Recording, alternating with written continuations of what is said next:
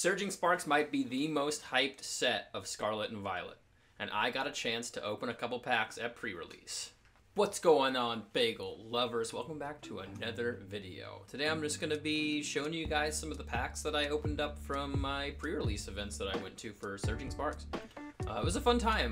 There was a couple of the packs that I opened I didn't record, so I didn't realize that until after I got back and edited, and I guess I just must have stopped and like not hit the record button. But one of the cards that you won't see in this is the full art Pikachu. I'll show it to you guys at the end when I review all of the hits that I got out of it. So yeah, let's get into some of this Surging Sparks pack opening. I'm also going to be giving away this shiny Baxcalibur from Shining Fates. All you have to do to enter to win that is like, comment, and subscribe. So if you guys haven't gone into any pre-release events, you start with your Build and Battle box, which has a pre-constructed deck of 40 cards, and then you get 4 packs in that Build and Battle box. So you can kind of open those packs and switch out any cards that you want to switch in and out of that pre-constructed deck. You can build an entire deck off of just the cards you pull. This Durant is kind of sick. Like, for pre-release it was tight, but I ended up not using it. But you can pretty much just build whatever you want from what you have. And actually the person I played in my last pre-release event basically used like 3 cards from his pre-constructed deck. He just drew into a bunch of crazy cards from Surging Sparks that he was able to use and actually won that night, so it was good on him.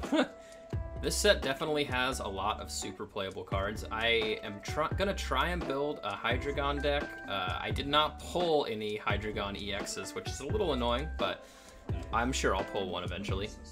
As far as pull rates go, I didn't really notice anything out of the ordinary. I mean, the pre-releases are kind of weird. Build and battle boxes can be kind of different. I've seen someone pull, oh my gosh, I didn't even realize that this Larvesta card was in this set until I pulled it. That card is so good. Take a look at illustration rare. Dude, that card is cool. Dang, dude. That's cool. But yeah, like I was saying, build and battle boxes can be kind of odd. I've seen somebody pull 2 gold cards out of 1 build and battle box doing these pre-release events, which is absolutely insane. I will say, the pre-constructed decks in this pre-release were actually pretty playable. A lot of them had this Quackaball card that has a really good ability where you can shuffle 1 card from your hand under the bottom, or put it at the bottom of your deck, and then you can draw until you have 5 cards in your hand. And that was super, super useful. I mean, it's a pretty good ability just in the regular TCG, so I wouldn't be surprised if I saw that Pokemon get a lot of play. There's also this Stadium Gravity Mountain that subtracts 30 HP from stage 2 Pokemon, like Charizard and Dragapult and everybody else. So that's also a pretty useful card. I mean, there's a lot of really playable cards in this set, and I wonder if that might be why it's so hype, but I'm pretty sure it's because of the Pikachu cards. I mean, let's be honest here. This set also has our first Evilution with the Sylveon EX. There's a bunch of them that come out in the Terrestrial Festival in January, and they're all looking pretty crazy and pretty playable. There's the gold Pikachu. What? This is pretty wild for me to pull. I'd already pulled the full art at this point, but forgot to film it. But this gold Pikachu is super dope. Really glad I pulled that. Let's go. Pikachu. That was definitely the #1 card that I pulled. I think I opened probably about 22-ish packs. I filmed maybe like 16 of them. I ended up pulling 4 EXs,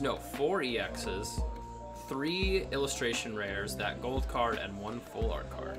So I feel like the pull rates are okay. I mean, if I had opened up probably like, 10 more packs, I probably would have gotten about, what an average booster box is, like, 6 EXs, 3 illustration rares, 2 or 3 full arts, and then hopefully you get a hyper rare, the gold and or special illustration rare. The pull rates, yeah, seem to be right on the lines with the older sets, previous sets from Scarlet and Violet. But I'll have to open up more booster boxes really to find out, and I won't be able to do that till the set comes out, so stay tuned for those videos. Do what? I'm just talking. Ooh. I ended up pulling this Black Kyurem EX twice, which is really annoying because there's so many EXs in this set that I want to play with. And actually, the person sitting right next to me ended up pulling the gold Jet Energy, which is also pretty wild. I don't know what it is with these pre-release boxes, but gold cards just seem to fly out of them.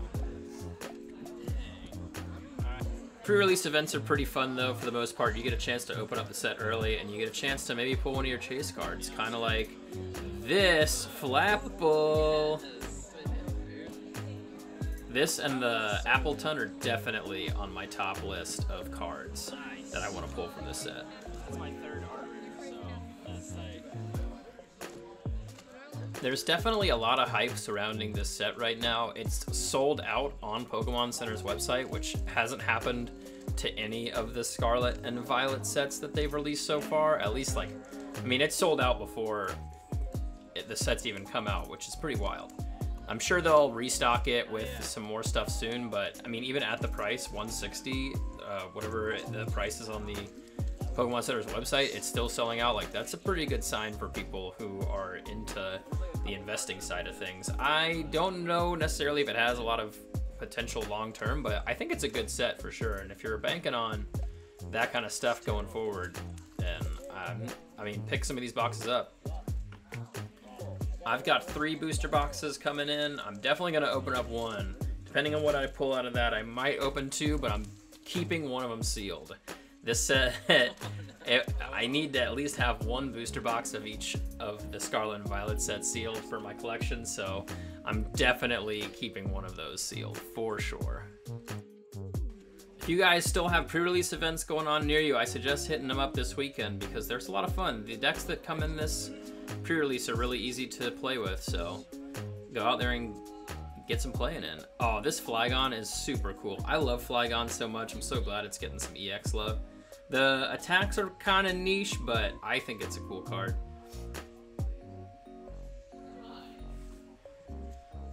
All right, last pack. Thank you guys. If you guys are still watching, I really appreciate it. Like, comment, subscribe, and spoiler alert, I don't pull anything out of this pack. I had a lot of duds, what can you say, but I can't really complain with the gold Pikachu getting pulled, so a few cards that didn't show up in that video were, like I said, this Pikachu full art card. Let me see if I can, yeah, this Pikachu full art card, which is pretty sick, and then this Vibrava illustration rare card. I guess, like, I must have just not been filming when I was opening those packs. It's kind of weird. There's a lot of stuff going on in the pre-release events, so I didn't realize it, but I don't really know if I'm gonna master set this set. It might be one of the first ones I skip just because it's so big and I'm really holding out for Terrestrial Festival in January. I am definitely gonna open up one of the booster boxes I have coming in, so be on the lookout for that video. Hopefully I pull some cool stuff. I'm really trying to build a Hydreigon deck. Anyway, thanks for watching. If you guys want to enter into that giveaway, like, comment, subscribe, and I hope you guys have a good rest of the day.